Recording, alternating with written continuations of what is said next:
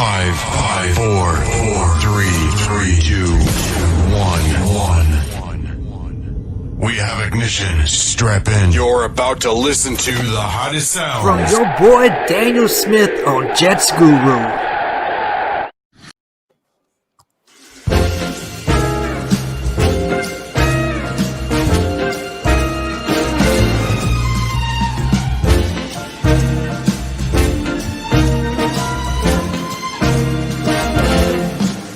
On the first day of Christmas, my true love gave to me a partridge in a pear tree. On the second day of Christmas, my true love gave to me 2 turtle doves and a partridge in a pear tree. On the third. What is going on, Jets Guru and Jet fans out there? Welcome to another episode of Jets Guru here every Thursday night at 8 p.m. Eastern Time. We will be bouncing around from the Thursday to Wednesday. It all depends on what's going on with our producer because we want to keep the same style that we have now. And so we don't want to leave that behind and just kind of mix and match. And so sometimes we might mix the day back and forth. But the Jets are winless. And, I love the NFL. I watch a ton of NFL football. Thursday night games are usually stinkers.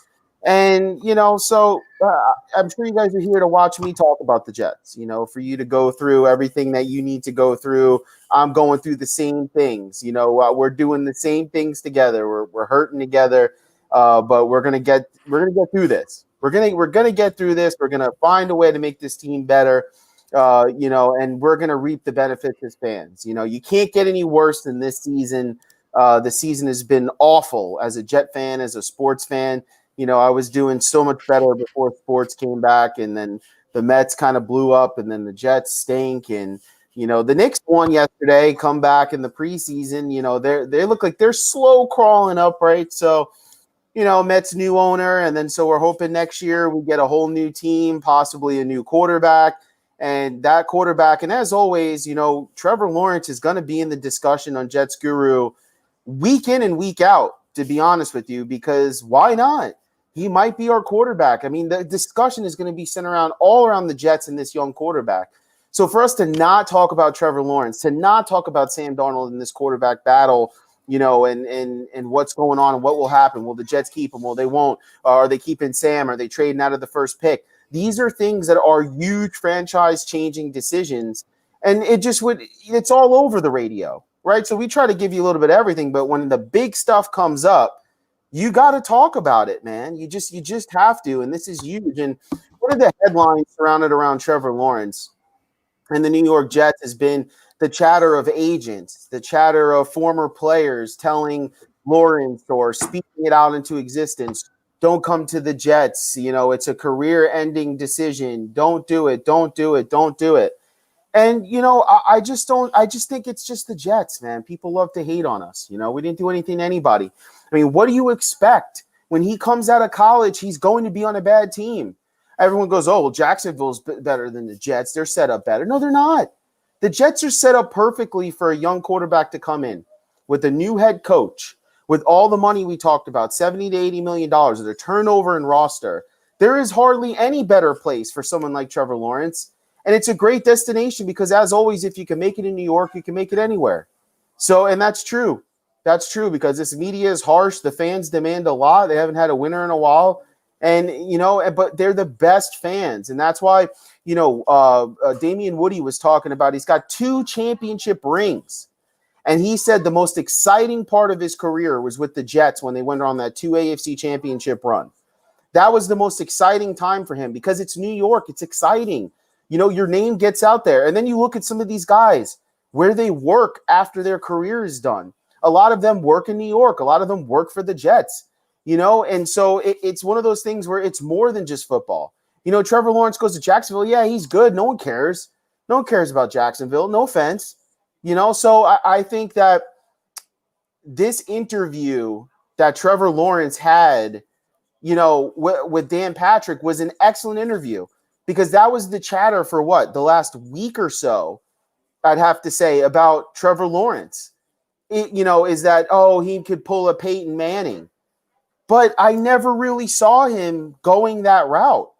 First of all, he doesn't come from a lineage like the Mannings or have the money.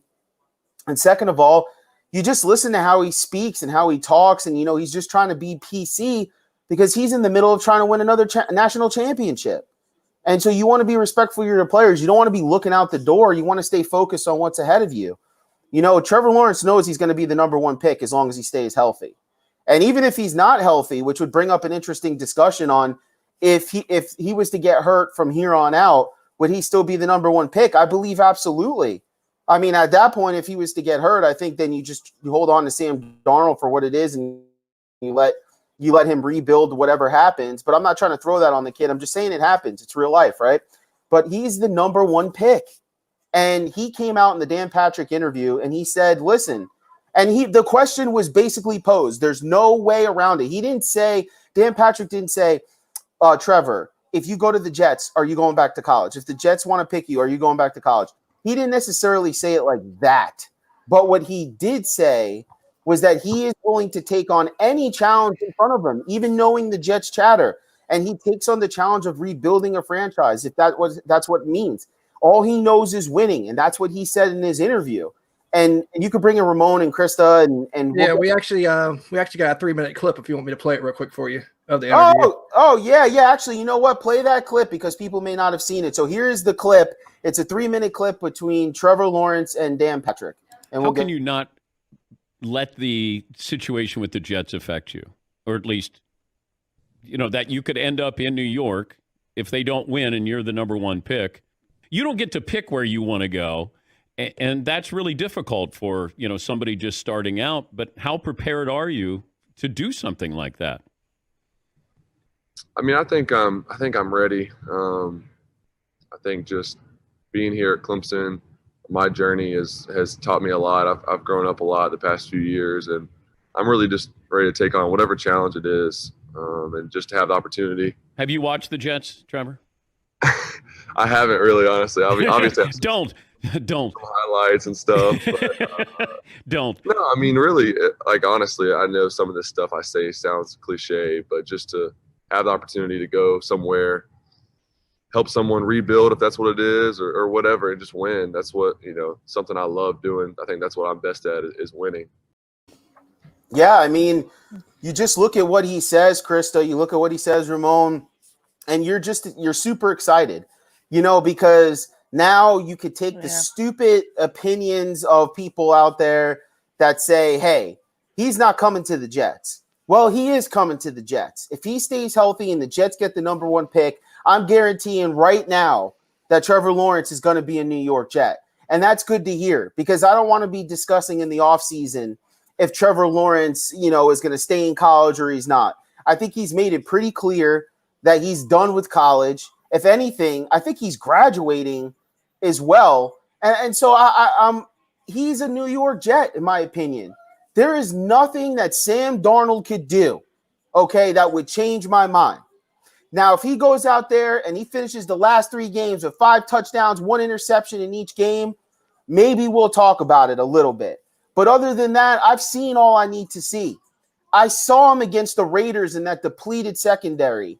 I saw him against the Chargers. I saw him against team, Dolphins, all these opportunities you have against rookies, against bad secondaries. You play Seattle, one of the worst secondaries in the league, who's given up over 300 yards a game in the air, and you muster, 130-something? Pathetic. Yeah. Absolutely trash. And I could say that with a clear conscience, how bad that actually is. And you can't tell me anymore. The excuses are done. They're done. You got your receivers. You're playing behind the same offensive line that Joe Flacco did. And actually, you got Pat Elflein in. So at least you got a little bit better of a run game, supposedly. So what are we talking about here? How much do we need to show? Obviously, we have no wins. Will Sam Darnold play better if we had better talent? Of course, you could say that about anyone. But what defines a franchise quarterback is how they're able to lead a team and change the mindset of a team. And I don't think Sam Darnold's play style, I don't think his leadership, and I don't think his skill set could do that right now. Especially from a scratch rebuild when you've already had 3 seasons of him? So now you have to double down and add more money to the play. And everything is falling in the Jets' favor for them to take this kid. It can't be any more obvious. I'm tired of going on all the Jet pages and seeing well, if we keep Sam and we trade away, this is what we get in the first. No! Trevor Lawrence is going to be the first pick of the draft if the Jets lose out. There is no ifs, ands, or buts about it. And the Jets guru is taking bets. You want to take bets? I'll take bets right now. I'll take your whole money. I'll take your money. I'll take your house. I'll take your car. Okay, I'll take everything from you. All right? If the Jets go winless, Trevor Lawrence is going to be a Jet, and deservingly so, because we deserve it for what we've seen, for what the Jets have put us through, that we have to root for our team and against our team in the same week. And Alan Hahn made a pledge, and I raised my hand in my kitchen as I was doing dishes and listening to him. And we raised our hand and we said, we promised after this season that we will no longer root for the New York Jets to lose. Solemnly swear. And I said, I swear. But this year, you have to do it. Yeah. You have to do it. You have to root for individual talent to always play well. But at the end of the day, you have to root for the Jets to lose. And by root, I don't mean sit in front of your TV and wave a flag and say, oh, I hope the Jets lose. But at the end of the day, when you see that L, you're like, oh, one more week. Because even if you keep Sam Darnold, you want the ability to trade out of that pick and what that pick holds. And the stock completely drops down from 1 to 2 as far as talent, expectations, and what you're going to get back in picks if you fall to that 2 spot. So it means everything. And so Ramon, Krista, we'll start with Krista first. I'll ask you, hearing Trevor Lawrence's interview, how did that make you feel? And do you think that all of this chatter of Trevor Lawrence going back to college is done? He's everything that we all talked about. He's a winner. He's a guy that said that he's willing to come here, whether a team is rebuilding or a team that needs that piece to push him over the edge. And that's the one thing that I like that Trevor Lawrence said. He said he's willing to come to a team that's on a rebuild. And when you have a quarterback that says, I'm willing to come to a rebuild, to me, that shows a lot. Because you could take the easy way and be like, oh, I want all these pieces, blah, blah, blah. But no, he has that leadership that we talked about. He has what we are looking for. He's willing to do anything to change a franchise around. And as a fan and listening to him, that has to make you really, really excited to hear that Trevor Lawrence has said that. I think another key piece, this is totally irrelevant, that Trevor Lawrence has said that he hasn't watched the Jets. And I'm like, good, do not watch the Jets. Do not watch Adam Gase. Do not watch anything of Adam Gase and coaching style, because that's one thing I do not want Trevor Lawrence to watch. He only has watched the highlights. And when he said that as a fan, I'm like, okay, I'm relieved that he only has watched the highlights, because anything with that, no. We've talked about Adam Gase. I'm kind of glad that Trevor Lawrence did not watch Adam Gase's coach team. So that's something else that I took from the interview that I like. I just liked how he handled himself in the interview, like we all mentioned. And I'm very excited about the possibility of having Trevor Lawrence here, because he's willing to I feel like he's a culture changer. That's how I look at Trevor Lawrence. He's a guy that's willing to change the culture, and that's what we need. We need a quarterback that's not afraid, that's up to any challenge, that can stand up to New York. And when you look at Trevor Lawrence, you know he's made for New York. He's going to say the right things. He's going to always do the best he can. Nothing's going to get this guy down. He's going to work with talent around him. You don't need to make him better. He is what he is. He seems like, and he is a winner. So that's someone that I think we really, really need coming into New York. And that interview has got me excited, because that shut down all the doubters about him pulling an Eli Manning, because he's here to stay. He's willing to go to any team, and he shut down any possibilities of any rumor that he could stay. He can go somewhere else. He's fully committed, and that's what I like to hear from Trevor Lawrence. And overall, it has to get you excited as a fan listening to this guy talk. Absolutely. Chris, to tell your family to get off the internet, tell them Jets Guru is on right now. You're clipping, popping, all sorts of stuff. But Ramon, Krista said, like he was just watching the highlights. What highlights? What games are he's not watching no highlights? Because I can tell you right now, when I go on SportsCenter, when I go all these places, they're just laughing at the New York Jets. Listen, he knows exactly what's going on. He's a college kid. You know he's got teammates right now, Ramon, saying, boy, you going to the Jets, boy. You better be ready. You better be ready, Trevor. He's like, oh, don't worry about it. I got it. I'm going to come in there. I'm going to do my thing. They're like, okay, we'll see you in the league then. Yeah. That's just how it is, because I know that's how I would be. But when you get to the level that Trevor Lawrence is, who's only lost like 7 games or 8 games or something like that in the last 7 years of his life, when you add in high school and college, and listen, he's played on the biggest stage, national championship stage. Okay, that doesn't mean anything when you get to the pros, but it means a little bit of something, in my opinion. And I just like this kid's build. I like the way he plays football. I like the head on his shoulders. I like his size. I like his arm strength. I just think he would fit very well with the New York Jets. And for all the people out there saying, oh, well, he's going to fall into the New York Jet plan and just fall. You're talking about new coaching staff. You're talking about new players, new free agents, new scheme, new everything. Everyone can laugh at the Jets, Ramon, all that they want, but it's not like we haven't been to the playoffs before. It's not like we haven't played big games over the last 20 years. It's just this last run, these last 10 years have been some of the worst that the Jets have gone through. And sometimes you have to walk face plant into a player like Trevor Lawrence to dig you out. You go over the history of a lot of NFL franchises before they got their guy, and they were just like the New York Jets, falling and tripping all over themselves. What did you get from the Trevor Lawrence interview? And, what do you think about his possibility of being a Jet? Did you get excited from watching that?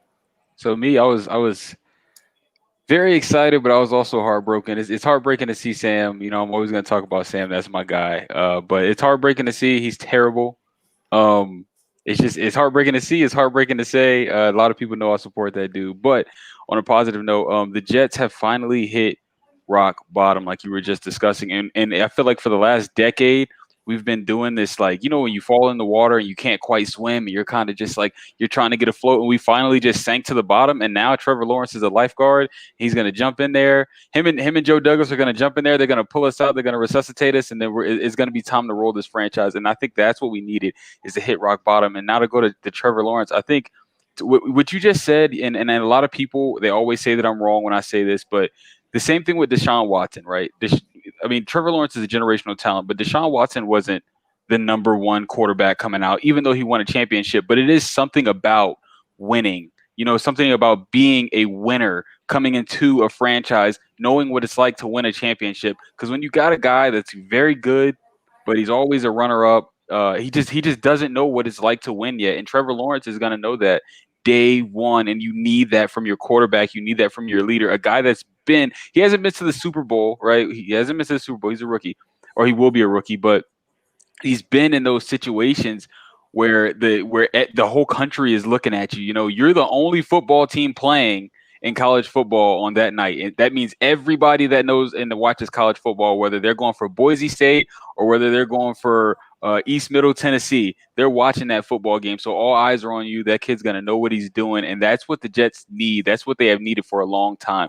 We had Jamal Adams. He was a great heart to the team, right? He was walking around, beating his chest, hyping guys up, but he wasn't a winner like Trevor Lawrence has been. And that's what we need. I think I like Baker Mayfield because he was a good dude, but he wasn't a winner. I've always liked guys that win at other levels. You win it in high school, you're winning in the NFL, and when you become a winner, you can bring that energy to a football team. And that dude, and he doesn't throw a lot of picks. So I see a question about Jameis in there. Jameis is a pick machine like Sam Darnold was, but yeah. So Trevor Lawrence, he doesn't throw picks. So just a good dude to have in the organization. So I'm glad he said that, and I'm glad he cleared the air because I was starting to believe it myself. Well, when it comes to Jameis, we have to remember, I don't think it's necessarily talent with him at all, because, you also have to be kind of special to throw over 30 touchdowns. You got to belong in this league to do that. It's his decision-making. And honestly, we're starting to find out something about Bruce Arians and how he runs his offense. And he's kind of like a plug-and-play type of guy too. You have to fit his offense to get the most out of it. You see Brady kind of having an adjustment to it, and his turnovers are way up. Compared to his career, you have to, and that's something that's so important. It's going to be number 1 going into next year before anything, because the Jets need to work fast. When at the end of the season, they need to fire Adam Gase and company. and they need to work fast and get people in the building. And then you need to get a coach fast and in a hurry, because you want the chatter, you want the talk to be around the head coach, and you want Trevor Lawrence to see, what are they going to do for me? What kind of guy? And they're going to know, because, most likely it's going to either be a college coach or it's going to be someone who's already coached in the NFL. You're going to know what kind of offenses they're kind of bringing to the table. You're going to know. And so, he's going to know where it's going to, I don't know. To look at it, it's weird, because do you sit down with a coach and do you say, well, we might draft Trevor Lawrence, and if we do, does your offense fit the system? Or are you going to sit down and say from day one, we're drafting Trevor Lawrence, it's only a matter of time before we get rid of Sam Darnold? So I know that if you don't put limitations on coaches, that you should get every coach that wants a guy, a big-time quarterback, they're going to be knocking on the Jets' door saying, hey, can I get an interview? And I just think that's a fact. If people could laugh and say it's the Jets all you want, I'm telling you right now, being a coach in the NFL is a special thing no matter where you go, just like being drafted number 1 is. And so there's going to be a lot of people knocking on that door asking for an interview for the Jets. And the Jets are going to come knocking for a lot of people. And they're going to interview a lot of people and a lot of good candidates. And we talk about it on Jets Guru all the time. The one thing that we want is that no limitations on Joe Douglas and the coaching staff on who they want to bring in. If you could promise me that, if ownership can promise Jet fans that, that's all we need to know. The rest will fall in line, because we need a head coach that fits around Trevor Lawrence and what he is going to do. And if you're that hung up on Sam Darnold, even after what we've seen, I still need a coach that's going to be tailored around whoever is going to be the quarterback. I don't care about the running game. I don't care about the passing game. I don't care about working the clock. I don't care about any of that stuff until I know that the offense is going to be surrounded around the quarterback, because I have too many examples in the NFL that does so. You look at Pat Mahomes and how he plays offense. Yeah, Pat Mahomes is a great talent, but one of the reasons why he also is as great as he is because he's with Andy Reid, and Andy Reid just knows how to call offenses. It's just a simple fact. It doesn't matter where he goes, what he does, he can put it together. And he just so happens to have a quarterback that can launch it down the field off his back foot with accuracy. You have a guy that has a winning attitude. You have a guy that can move around in the pocket with good footwork, and it happens to just work good with Andy Reid. And you look all across the league at quarterbacks that usually do well. And we bring up Deshaun Watson all the time. And the reason why we bring up Deshaun Watson is because despite what is thrown at Deshaun Watson, he still puts together really good performances. But, Bill O'Brien's not a good GM. He's a good coach, and you can't let him touch anything else more than that. But he was able to put up performances under that man while they were taking away his receivers, his running backs were hurt, his defense was aging, and he still puts up numbers. But you look at Herbert, you look at the way they're designing offenses for him, you look at Burrows and what they're doing with him, you look across the league at specialty guys, right? Guys that had a lot to prove in the NFL. You look at Kyle Murray, right? You look at Josh Allen, you look at Lamar Jackson. All these guys had question marks coming into the league on what they could do throwing the ball down the field, right? Their size, their stature, and how they play. And what did those teams do? They put offenses around them to heighten their skill set. They brought a little bit of that college feel to it as well, which helped the transition over into the NFL. And what has happened? Year 2, year 3, you're starting to see they're cleaning up their accuracy a little bit. They're cleaning up their deep ball accuracy. They're making better decisions, because you got to get these guys comfortable first. Sam never had that. Sam went from a really slow-paced coordinator that didn't stretch the field, and we said it from day one. He's not going to learn how to pass the ball down the field with accuracy if you don't actually let him do it. And for the past 3 years, Sam doesn't really throw deep balls down the field. And if it does, it's in the end of the game when you're trying to have him push the game back and he's throwing it up. You don't see the offense tailored around Sam Darnold and what he can do. Well, that is a big issue, and that's one of the things I want to see change. But that's what happens when you bring in a guy who the GM doesn't want, nobody else wants, but the owner wants him. Then the GM's drafting players. Then the coach don't want those players. Then he spends all the money. Then he gets fired. Then this guy doesn't know what to do with these players. It's just a mess. So it all comes down to the Johnsons letting the football people work, letting them make decisions. And then from there, I think it'll fall in place. Now, we'll get into coaching candidates a little bit later on in the year and in the offseason, like pretty much right when guys get fired, we're going to start throwing some heads out there just saying, hey, who do you think it's going to be, right? It's got to be somebody. And listen, if people want to say right now, who do I want? I want Eric Bieniemy. And the reason why is because he's on a coaching staff that coached a young quarterback with exceptional skill like Trevor Lawrence is coming into. And I just like anyone who's connected this closely to what they're doing over there because they're doing all the right things. And as head coach, he will have leeway to bring in some of those elements that you see in Kansas City. And what is the thing that Joe Douglas talks about all the time in his press conferences? He wants speed out of those positions. He wants the team to play fast. Well, if one guy knows what fast is, it's got to be Eric Bieniemy because he's around Travis Kelce, Tyreek Hill. He's around Hardman and these guys. And he's around a dynamic quarterback that could feed them the ball. So I have to believe that if Bieniemy came here, he would try to build something similar to what they were doing in Kansas City under Andy Reid. And he has experience in the NFL coaching. So I want that. I don't want a guy from college, even though there's a lot, Joe Brady, Matt Campbell, all these guys. That's great. But I want a guy who is coached in the NFL and who has been connected to greatness recently. And to me, Eric Bieniemy fits that. And I heard something about Cleveland and him going to Cleveland or something like that. But I don't know. I mean, Cleveland's on a good run here. If Cleveland makes the playoffs and start doing some things, I don't know how you justify getting rid of people and, just bringing Eric Bieniemy in. They're going to have some internal discussions about all that. But, just like, tons of coaches over the years have been saved because their teams had good performances. And so, but if you're going to press me right now, that's the type of guy that I want. I want a guy just like that because you look at the Jets roster, there's pieces on this roster that can translate very well for Trevor Lawrence. You'll have Crowder probably one more year in the slot. I like that. You got Mims on the outside. You got a couple pieces on the offensive line. You got a couple pieces on the defensive line. You got a safety that you're probably going to re-sign and that you really like. So this team is not completely void of talent. Even though it's 0-16, I honestly think that we're probably more like a 3-win team. But the coaching and the scheme and ultimately what that's done to this culture and what this done to this roster, it pushed us down to a 0-win team, to being one of the worst teams because this team isn't prepared to go out and battle and win, and they haven't grown. Clearly, they haven't grown. And so I believe that some of those pieces will translate over into the next year, and I think a guy like Bieniemy would be absolutely perfect, for that. Now, moving into the Jets versus the Rams game, and we'll start with you, Ramon. I see this being another blowout, man. Honestly, you look at the Seahawks and you go, oh, well, maybe the Jets could have kept that close. No, hell no. They didn't keep it close at all. They let Russell Wilson do whatever he wanted to, and there's a reason why.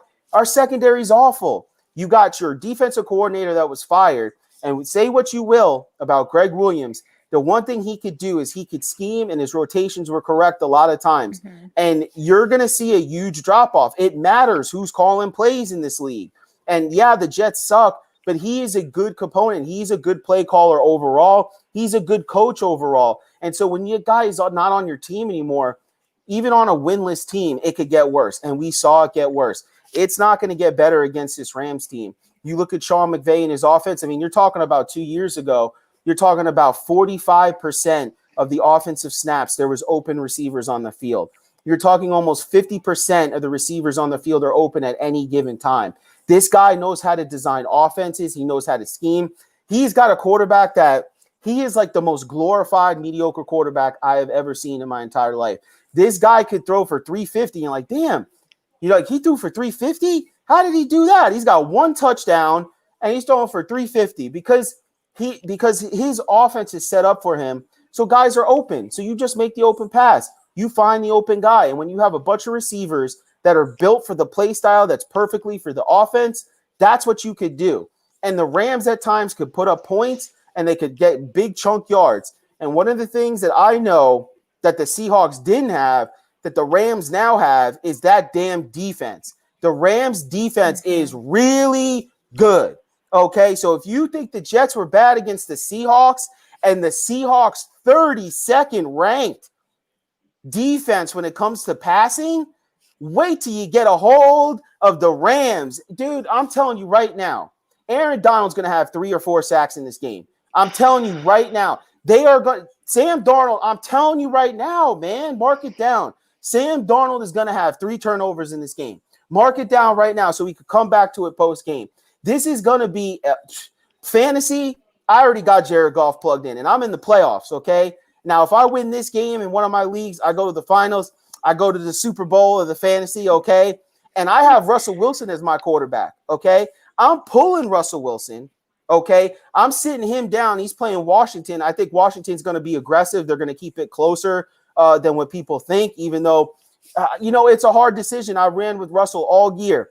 But I looked at Jared Goff and I said, who's Jared Goff playing? Oh, okay.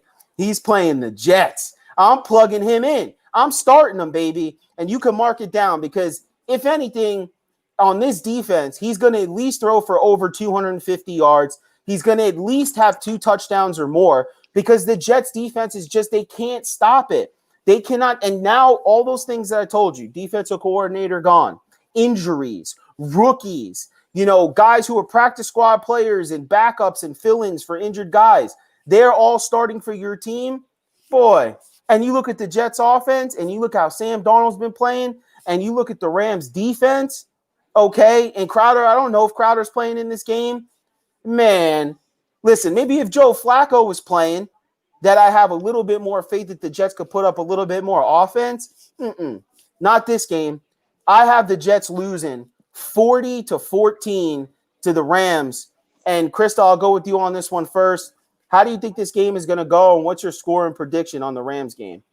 I think this is a very good game if you're rooting for the tank like 99% of the Jet fans. I don't think you have anything to worry about. I think, like you mentioned before, the tank is in good hands. I think there's a major, major drop-off we saw yesterday between Greg Williams and Frank Bush because now with Greg Williams, we were able to contain a run. We can't even contain the run no more. It's like, what is this defense? We can't even do anything right with this defense anymore. It's just like absolutely pitiful. And I believe Fulikowski is on the COVID-19 list, so we lost him. Jordan Jenkins is out with the shoulder injury. He's gone for the year.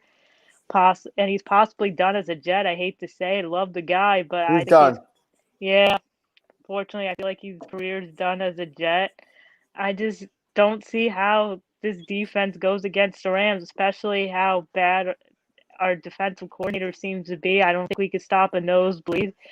I think, like you mentioned, Jared Goff is going to have a field day because, A, we can't stop the run. We can't stop the passing game because we have no pass rushers. Our cornerbacks can't stop anybody. I hate to say it.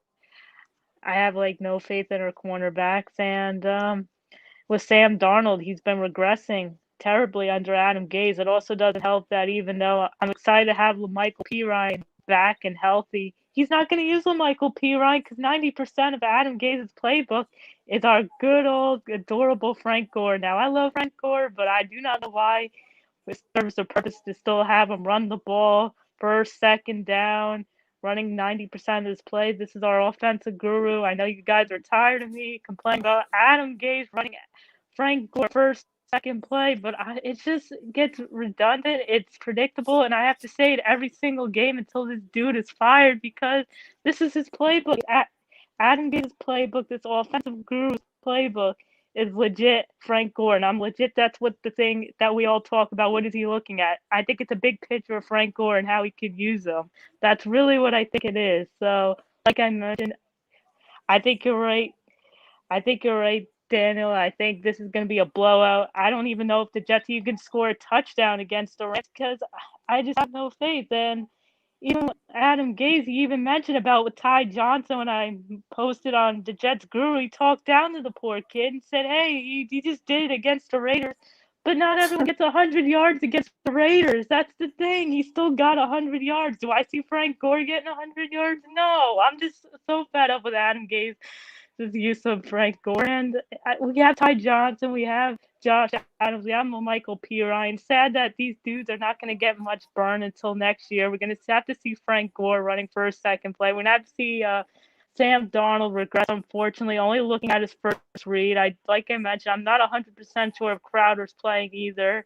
it's just a whole mess. And I want to see more of our tight ends, but like you mentioned, when we actually use them, either A, they drop the ball, or we don't use them enough, or they get one catch and it gets called for a penalty. So I can't even rely on our kicker anymore either. Who is our kicker? Because I know Sergio Castillo, our tank god, got cut, and now we're going back on the practice squad.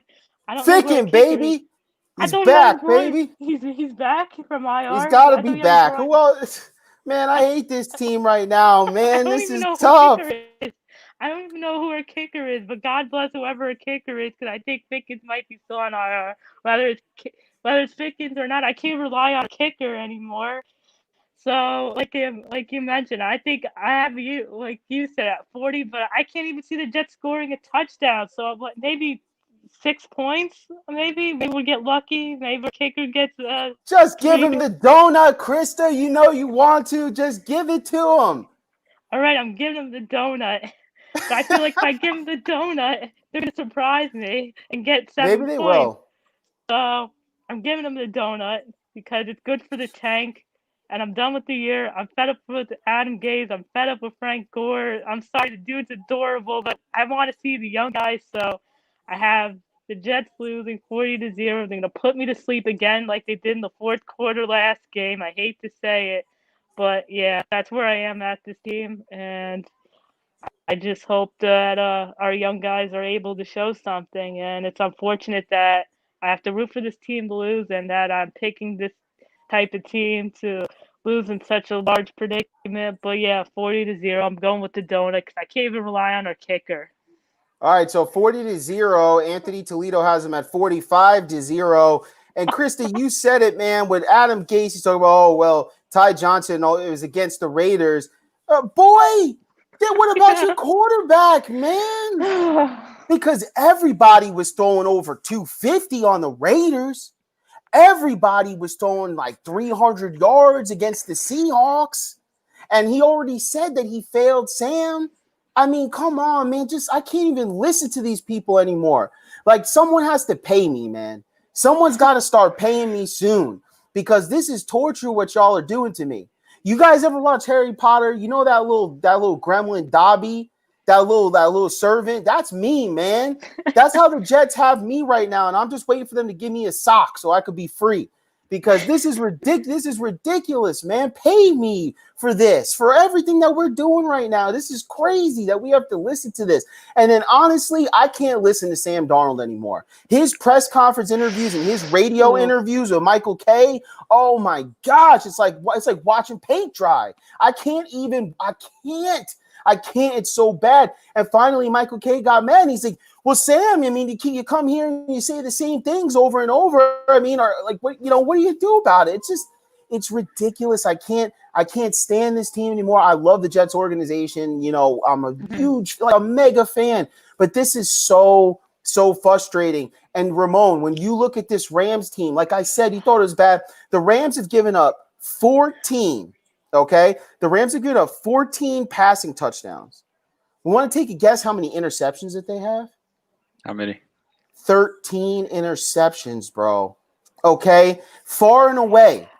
Okay? Now you're talking about the penalties. They only got 452 penalties. That puts them at second in the league behind the Saints. So they're a disciplined team that creates turnovers, both up front with their defensive line and in their secondary. Okay? They give up the least amount of passing yards out of any team in the league. So if you think for a second that the Jets are going to come in there and do some things and that Sam Darnold's going to do some things, you're out of your mind.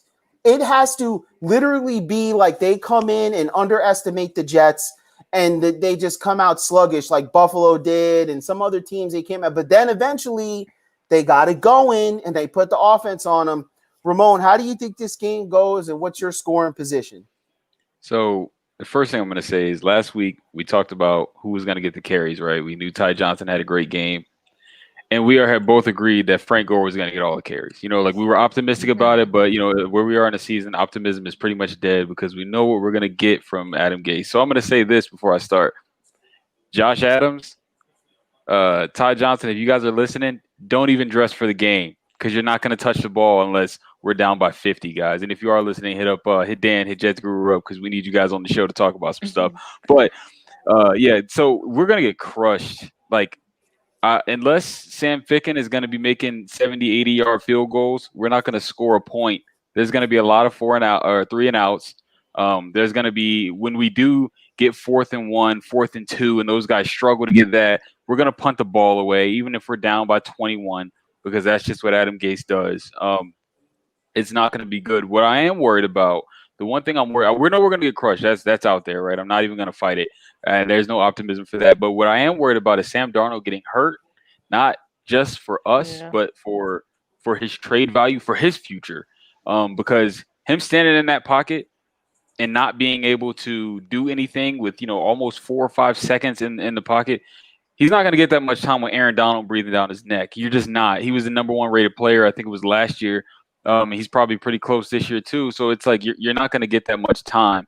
And I don't know if you guys remember the last time. I think we played the Dolphins. Remember Bryce Petty when he just got crushed?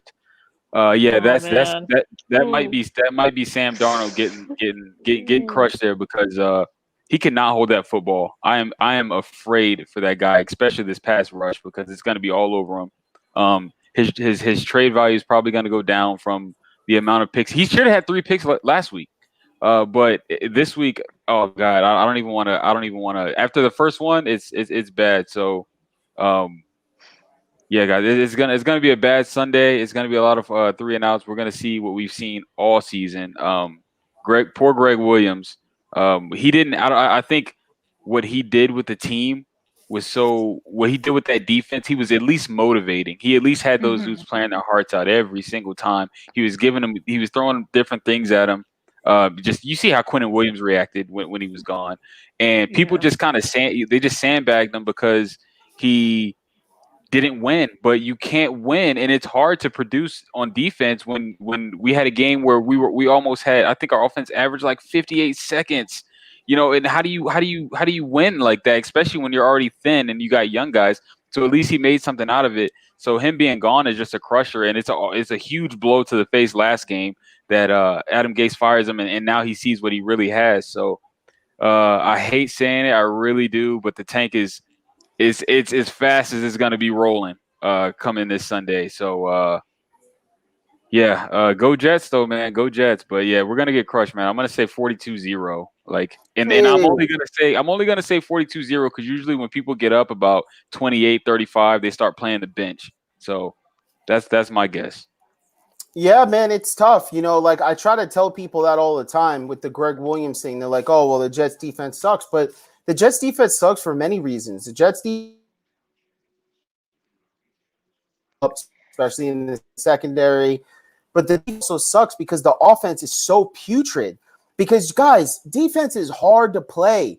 Defense in any sport is an effort sport because you don't really get rewarded too much. You don't get rewarded like the offense gets rewarded. That is a total effort thing. And when your offense is continually getting 3 and outs, by the time you sit down and take your helmet off, get a sip of water and look around, you are back up and on the field. And I thought a lot of the Jets defense tried their very hardest. And I think they did pretty good. And and let me cap that, pretty good for who they are, considering how bad the offense was, considering the time of possession in certain games where teams are outplaying us time-wise by almost a full quarter. That's a lot of time. And for Quentin Williams and Fadu Kasi and all these boys to keep grinding, and Luvu and all these boys, they were doing some things, and then you go ahead and fire their defensive coordinator. And yeah, they were pissed off as hell, and May was pissed off too. But I guarantee you right now, if there's no better coach right now in the Jet staff besides Williams who coached this team up to keep it close, now everybody knows, guys out the door. It's like, man, and look, you could tell the Jets, they come out, they play hard, and you could tell. Usually when the offense stalls out, you can automatically start to see a change on the defense because they're probably like, oh, here we go again. And they can say all they want in the press conferences and all that because they have to do that so that they don't get killed, right? But we all know that when you're getting beat like that and you're down and it's 14-0 or 14-3 or 17-3, you're like, our team has no chance of coming back. Our offense just does not have enough power to come back into this game, right? And so it is just eventually just becomes, all right, well, maybe we could stop. Maybe we could try to contain the run and stuff them. But the secondary can't keep up. And we're playing teams right now that can move the ball around a little bit, that have some weapons. And it doesn't stop here with the Rams. And you're going to see, because I think this is going to be a prime example, you're going to see what real play calling looks like, because Sean McVay hides Jared Goff more than anybody that I've ever seen hide a quarterback. He really does. I think Jared Goff would struggle in a lot of places. But McVay does all the right things, and he has the personnel. And you don't have to have superstar wide receivers, but you got to have receivers that fit in what you do and what you do best. And you look at this team, they go to the Super Bowl, they have a little bit of hangover, but they're back. And now they got a defense ready to rock and roll, okay? And the Jets are going to feel it, and Sam Darnold is going to feel it. And we spoke about it, right, with the running back situation last week. We talked about Frank Gore. And in the first quarter, Frank Gore had 6 rushes in the first quarter. You're like, bro, what are you doing? Like, you're like, this guy should never touch a roster again. Like, Gay should never touch a roster again, because you literally have 3-4 games left to the season. And regardless of whether you're going to be the coach or not, I thought Joe Douglas was your boy. I thought you knew him or whatever. Don't you want to see what these players have? We know Frank Gore is a good running back. We know he's going to the Hall of Fame. But we need to see more from Ty Johnson. And we need to see more from Josh Adams, who, mind you, had a 4.5 yard per carry rate, but he only touched the ball like 5 times. You got to give him more touches. Running back is a rhythm position. You can't just give a guy 2-3 rushes and be like, oh, he's going to bust it for 100 yards. That's not how it works. Like Ty Johnson, when he ran for 100 yards, he ran the ball 22 times. Okay, you need to touch the ball, because you're going to have a drive or two where you don't get something. Then you're going to have a drive or two where you bust out a run or two. You got to let these guys get into rhythm, but you can't. And you got Frank Gore running. Then you put it, and every time you see Ty Johnson in the game or Josh Adams, you know, oh, they're going to give them the ball because you're trying to get them work or whatever.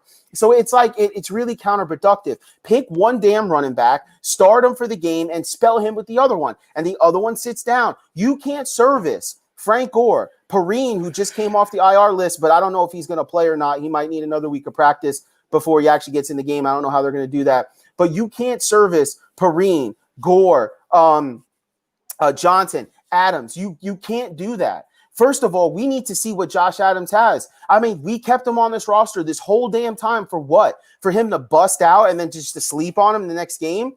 That's not how you do things. Give him the ball, see what they have, so the Jets can make a decision on whether they want to retain his services or move on. The same with Ty Johnson, just drafted last year, cut by the Lions. You might have a little diamond in the rough here. You might have a rotational running back piece that could serve you well in the future, but you won't know until you play him, because right now, what could you say on Johnson? He had 1 game. That's it. Oh, he looks good every once in a while. You need to know more than that. You're going into a draft where you have 9 picks, okay, in the draft, and you have 9 picks next year. You got 2 first rounders, you got some mid-round picks. It's very feasible that the Jets might have an opportunity to take a late-round running back, a mid-round running back. And why am I going to do that when I have Ty Johnson, when I have Perrine, when I have Josh Adams? Well, you might want to if these guys aren't the answer, but how are you going to know if you're not actually playing these guys? And I don't want to see him in New England for the last game. I want to see him this week. I want to see him against the Browns, and then I want to see him against the Pats. And to me, that'd be a good work through. You're talking about 3-4 games where you saw these guys, you know what they can do. Okay, let's roll. But this team is a damn mess, and that's just how it's going to be, unfortunately. And that mess, okay, could get very scary, because when you look at the Jets, right, and you look at the division and how it's shaping out, right, for most of my young life, the Jets were always the worst team in the division, right? You had Dan Marino, you had Jim Kelly. For a time, the Colts were there. You had Jim Harbaugh, right? He would do his thing against us. And then all of a sudden, it was like, when are the Jets going to have their time? And they would have their little runs, their little wild card runs. They win a playoff game here or there. But they were never the team to beat in the division. The Jets have never been that in my lifetime. Every other team in that division has had their time in my lifetime. I saw the Dolphins rule the East. I saw the Bills rule the East. And I've seen the Pats rule the East. When are the Jets going to get that time? Because when you look at the rest of the division where you thought the Jets might be able to take over when Brady's gone, that is laughable now. You look at Josh Allen and you look how they're playing football, every team has a window of opportunity. Well, the Bills are right smack dab in their window of opportunity with the defense that they have. And so for the next 2 years, I would say they have a chance at going further, winning the division, that sort of thing.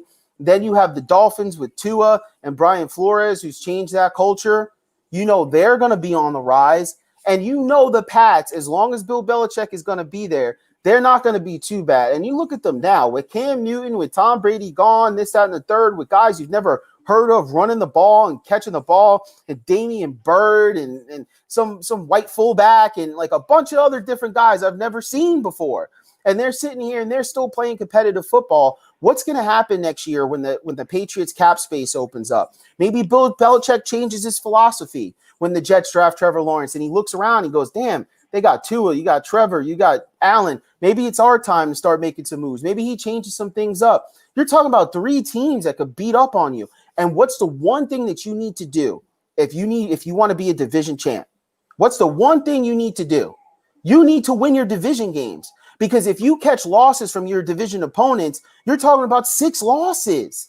You can't do that because you know you're going to lose across the league somewhere. So your chances of winning division comes down. You need to win your division games, and you need to be ahead. At least one of the teams in your division you need to sweep, and you need to split with the rest if you really want to be a player in the division. And so looking into the future, how are they going to do this with these quarterbacks, with these teams building up? You have, honestly, this offseason is one of the biggest offseasons for the Jets for the next 10 years. Because the Jets, you think it's bad now. Once Tua gets loose, maybe the Dolphins and the Bills start squaring off for the next 3 to 4 years. Then the Patriots start building up, and they're kind of in the middle, like where the Dolphins are right now, kind of building things up. And where does that leave the New York Jets? Where does it leave them? Where does it leave them?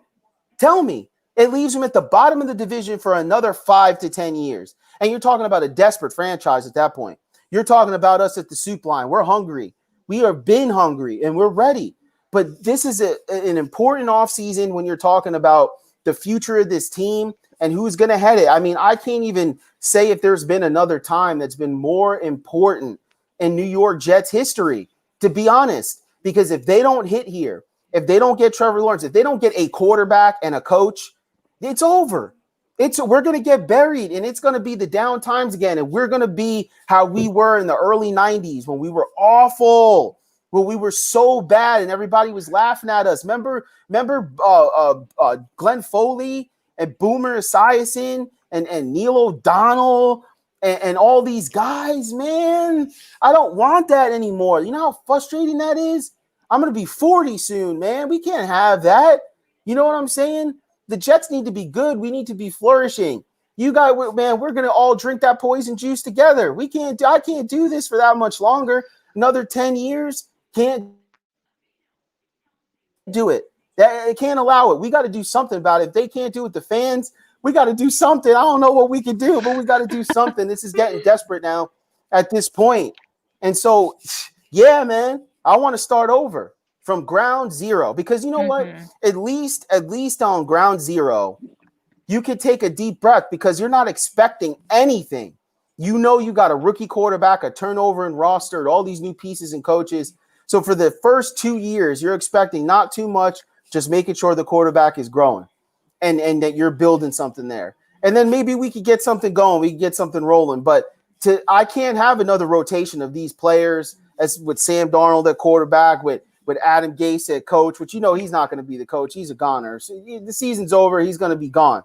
I'm telling you right now, if somehow Adam Gase retains and he stays as head coach, bro, we're gonna get on Jets Guru and we're gonna have to band arms together and boycott the season. Okay, we're gonna have to boycott the season together because that's the only way that these people are gonna listen to sanity and I guess football people. Everybody says, you know, they like to make fun of Jet fans and say, oh, well, if it was up to the fans. Listen, from my experience, I've heard a lot more sense from fans than I've heard from actual football people in the New York Jets. Listening to them talk after the game, listening to them speak in between in interviews and all this kind of stuff. I mean, I'm just like my eyes are like rolled up in the back of my head so hard because I'm like, oh my gosh, don't even come on the radio if you're not even going to answer the question? Like, what are we talking about here? Just be honest. I'm not saying throw your team under the bus, but I don't want to hear, oh, we got to do better. If we follow through with the plays and we can execute. No, I don't want to hear that. I want to hear, when the safety was dropping down, I just didn't see him. I got to do a better job at scanning. I got to do a better job with my reads because I'm chasing. I'm seeing a receiver and I'm chasing, and I got to do better. My mechanics got to be better. That's what I want to hear. I don't want to hear, oh, well, I got to do better. Why? Why do you have to do what is it? What is it exactly that you have to do better? Mm-hmm. So I'm tired of it. I'm ready to move on. And so let's see what some of the fans have to say here before we get going. And if you guys want to call the hotline and ask a question before we leave, the number 1202-952-6194. Go ahead and call in and we'll talk for a moment before we get going. But Anthony says Adam Gase's playbook is meant for players in leather helmets. Well, here's the thing. I understand that because you look at Adam Gase, and the reason why Joe Flacco is able to have success is because it's pretty simple. Throw the ball down the field and run the calls that the coach plays. Well, for Joe Flacco, that works out good. Unfortunately, the game is changing, and you would have thought a guy who designed some plays for Tim Tebow would have a little bit more for an athletic quarterback, but I guess he really wasn't the mastermind of that either. Let's looking over. Ficken is back, Shane said. So wonderful. That's great. Ficken is back. Okay. Let's see. Taboo says, I don't get it. They don't even want to play Morgan, but the Eagles pushed Hurt in there to start last week. Why not give Morgan a try? He's always on injured reserve list. Don't get that. He's just not ready. You know what I mean? Here's the thing about the Morgan pick, and it's not necessarily a bad pick. I don't think the Jets wanted, I know the Patriots were one of the teams rumored to wanting to pick Morgan because he's a developmental quarterback. He's a guy you keep on the roster for 2-3 years. You see what he got. Maybe he could be a good backup. I don't know. Maybe he surprises you. Why would you want to put a guy in, right, who hasn't had any reps with the first or the second team, right, who really hasn't played at all on an 0-16 potential team? If Sam Darnold can't do it, I guarantee you Morgan ain't going to be able to do it either, okay? And all you're going to do is crush that kid and waste that draft pick when you could bring him in, you can have him learn with the new coach and be behind Trevor Lawrence. And next year, if he's on the team, I'm sure he'll dress next year, and he'll be a little bit more prepared, right, to be in a second or a third string role. But that's really why he was picked there. They were thinking that Sam Darnold was going to take the next level. So then that way Morgan would never have to play, and you would have time to slowly build this guy up and build his confidence up where if Sam goes down, he can fill in for a game or two. Well, Sam happens to just completely regress off the map, and now everybody wants to see Morgan, but he's just not ready. Unfortunately, he's not ready. And you know what? I give them a lot of credit for not doing that and not just swinging. They're just kind of like, listen, we drafted Sam. He was our guy. We're going to put him out there. And, he's got to show us, right? Because Sam has to show them so that way they can move him, right? If Sam stinks it up all the way to the end where he's averaging 130, 150 passing yards a game, bro, no one's going to offer more than a 5th-round pick for this kid. And then at that point, you might want to start thinking about maybe keeping him around for the 4th year and just not picking up his 5th-year option. Because at that point, you're like, well, we do need a backup, and at least he's already played in New York. He has had, some success. He was rising 2 years ago. Maybe we keep him on. And I don't believe for a second, as far as, oh, well, that's not good for Trevor Lawrence. Listen, if you're that soft, there's going to be a grown man behind you no matter what trying to take your job. If you're scared that Sam Darnold is going to outcompete you in camp and you're the number 1 pick and they drafted you and they brought a coach in to design everything around you and they bring weapons in there to help heighten your skills, what are you worried about? You have everything that you need to succeed. Sam Darnold is a name in the past. You'll be talking about a 4th-year quarterback who's going to be looking for a new home soon. He poses no threat to Trevor Lawrence. Even if he outperforms Trevor Lawrence just for being a professional pro or whatever, and let's say they even start Sam to start the season like you saw in what was the team of the Dolphins where they switched out, where Fitzpatrick was playing awesome, right? They were winning, but they were like, no. This is our team. Our team is playing well. Fitz is playing well too, but our team is playing well. It's time to put the young kid in let him get some real game reps where the pressure's not, you already got a winning record. Come in here, do what we ask you to do. Don't make any mistakes. Maybe we make a playoff run, give him that experience.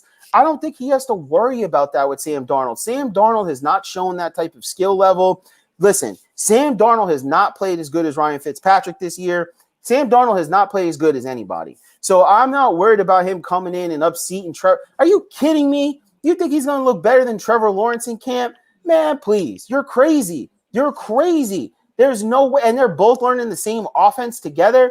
I don't think that's going to happen. And also, you're invested in Trevor Lawrence for the next 2 to 3 years if you waste that number 1 pick on him. So you're not going to sit him for more than a couple games at most. On the worst scenario, you're only going to sit him for a couple games before you bring him in unless he's injured. So I'm not even worried about that at all. So you could technically, if Sam ruins his draft stock, I'm telling you right now, it would be a damn travesty if you let Sam Darnold go for a 5th or 6th round pick. To me, you're giving up too much value because Sam hasn't played well, but he's still a starting quarterback right now. And he, to me, at the very least, is still a backup. He's a backup in this league, and he's a developmental quarterback where if you put him behind a guy and he could sit for a year and learn, and you keep that same offense there for a few years, I know that he could play, at least be a backup. And so I don't want to give him away at 23 years old for a 5th or 6th round pick. I'd rather hold on to him for 1 more year and then let him walk. At that point, Trevor Lawrence should already show his worth where it's like, dude, why do I care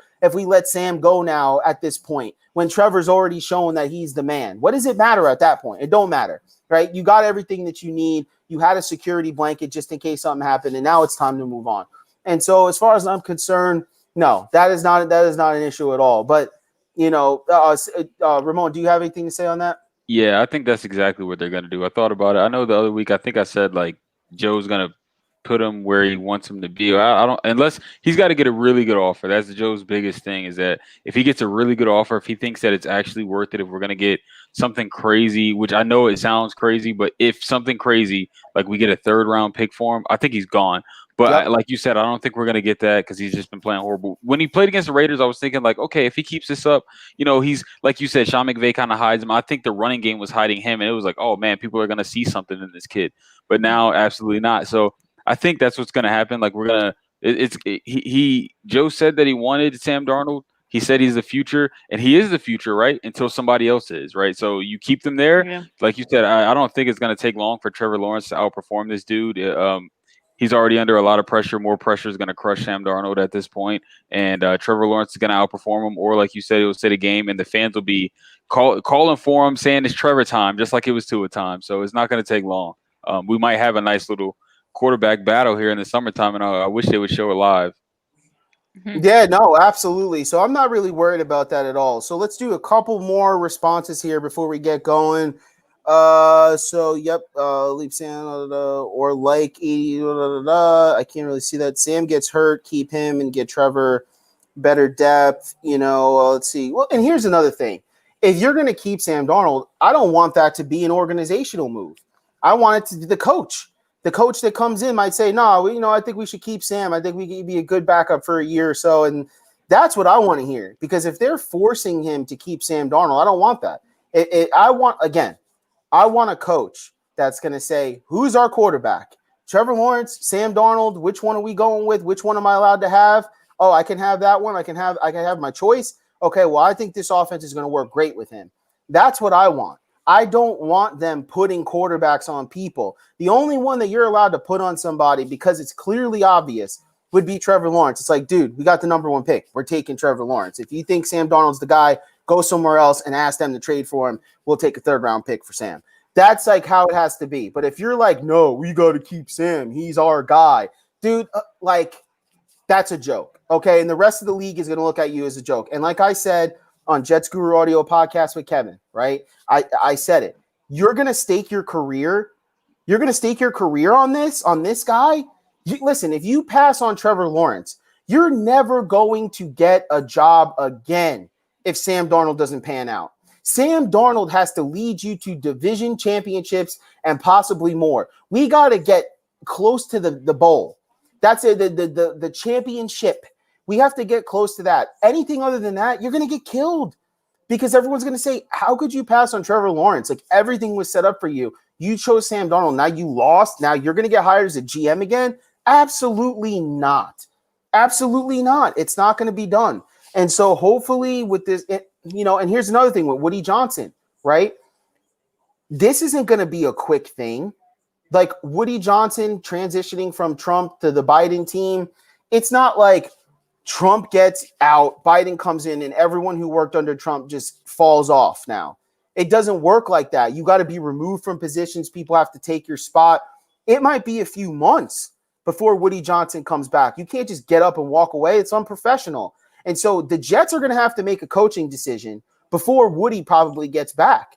And so once again, it's going to be up to Chris. And I hope Chris and Woody are talking right now. And they're like, listen, we got to let Joe run this. We gave him 6 years, okay? We gave him 6 years. We got to let him rock and roll with this, because you let him rock and roll with Trevor Lawrence, that pulls Joe right to the end of his contract. And by then you'll know. You'll either Joe Douglas is going to do a good job or a bad job. Either Trevor Lawrence is going to be good or he's not. And then you can make a clean sweep right there and move on to another one if you have to, or you could re-sign and extend. And so it's very important for let them to work that. Go ahead, Ramon. Real quick, I discussed this on Twitter with Drew. Everybody knows Drew from Jersey on Twitter. Woody hasn't had horrible selections when it came to head coaches. They all ended badly, but we looked at Herm, Rex Bowles, all those dudes had at least one 10+ win season, so there was some hope there. However, I would rather have Woody pick than Chris, but ultimately I'd rather have Joe do his freaking job. So that's all I got on that. Yep, absolutely. So guys, listen, as always, I need you to help me out. There's 22 of you live right now. The best way you can help out Jets Guru is by sharing. All it takes is 2 clicks. We don't talk about politics. We don't curse. We just talk about Jets football and the things surrounding it. Please share. It's the best way right now. We don't have donation boxes. We don't have anything like that. And so we want to get out there. We want to spread. We want to pick up sponsorships moving on in the future. We want to speak to coaches. We want to speak to players. But the only way we could do that is by keep growing. We got to make our name known so that they can't turn us down. So their publicists, their people are like, listen, you got to talk to the Jets Guru. He's got 30,000 fans on his page. This is going to be good for you if we share this. That is how you get looked at. When you're in the dark, nobody wants to speak to you. Oh, was this crazy Jet fan just talking this nonsense? Nobody wants to hear from him. But the numbers speak truth. No, it doesn't matter. You got the numbers, you can get what you want. And so the only way we get there is by you continuing to watch the show. Again, we got @GuruJets, which Ramon runs the Twitter. We have Jets Guru on Instagram. We got Jets Guru on Facebook. And please, if you're on YouTube, go on YouTube and like our Jets Guru page, please, because we're trying to grow that YouTube page so we can bring the shows there. We can get sponsorships through that. And so subscribe to the Jets Guru page. Go into YouTube right now. Hit Jets Guru on the top. Help us up. Hit subscribe in the corner really quick. Takes 2 seconds. And check out all our write-ups during the week. We got the audio podcast Sunday morning. We got the Jets Guru post game Sunday afternoon. And we got the Thursday night show. So we got a lot of things that we're doing for you guys. We don't ask for a lot. So if you could just do that, man, we would love you. Like, seriously, it'd be so much. That'd be the best Christmas gift we can get if we could keep these numbers going up into the new year. So thank you guys so much for continuing to come in. Again, join us on the Jets Guru. So Jets versus Rams game thread. I usually have it up about 12:30, and check us our audio show of our pregame show with Kevin at about 11 o'clock. So we hook you guys up. We hook you guys up throughout the course of the week, and hopefully, guys, you can help us out too. So thank you so much. Have a great night. We'll see you soon. JETS, Jets. Let's go, baby.